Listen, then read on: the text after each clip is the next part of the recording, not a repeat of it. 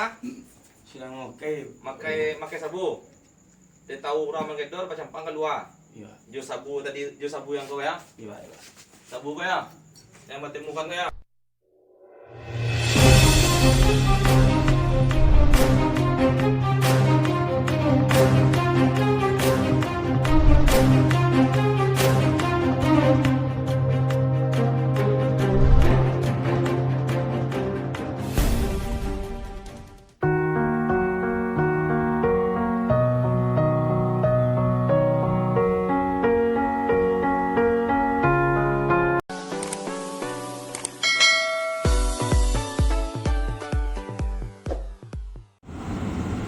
Sekarang tim bergerak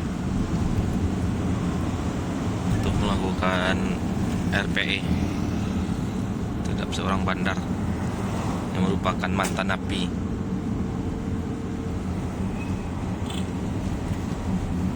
Berapa paket tu? Buka kalau lo, buka lo. Dah sepaket ke tu dah?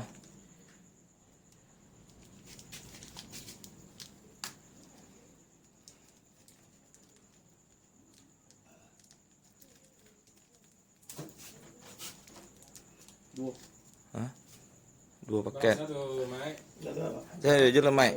Mak, panas Mak. Ini nak salah, Mai. Dah kooperatif dah pakai dah. Dah. Tagak sudah, Mai. Tagak tanda tangan itu lah. Oh, kooperatif salah. Dah. Oh, kooperatif. Ah, ya lah. Boleh. Kooperatif saya, Pak. Iya. Wah, berdua awak sakin gua Pak. Sisian duduk asko masalah. Ya, boleh. Kau buang kau baru berbuang, Ya. Pak. Awak tahu, mah, baru berbuang. Pas dalam mic terakhir keluar yang tagak bertemu di pintu. Jadi kami pas masuk, Bo, kami ditunggu di Pak Ibu dia teh dulu. Kami tunggu, baru kami masuk kamar menggeledah. Di barang kau pas awak masuk tadi, gedor pintu, Polisi di mana? posisi sampai di mana? Tidak, pas sebelum awak menggedor, sedang di dalam kau. Dalam. Sedang mana? Sedang makai sabu. Dia tahu orang menggedor macam pangkalua. Iya. Jo sabu tadi, jo sabu yang kau ya. Iya, iya. Sabu kau ya. Yang bertemukan kau ya. Di bara utir ini kau di bagong.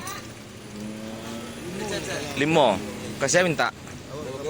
Kasih ya? Kasih ya? Kasih ya do. Kasih ya pesan. Kasih ya beli. Pekan baru jauh 10 butir ke pekan baru.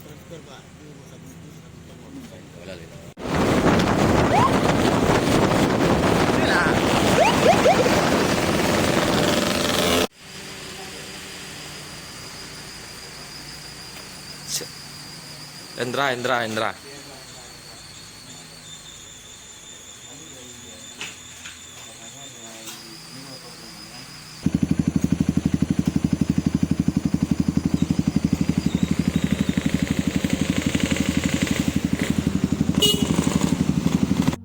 Inilah barang bukti yang berhasil diamankan oleh petugas tim Cita BNN Sumbar yang disita dari BG dan RD.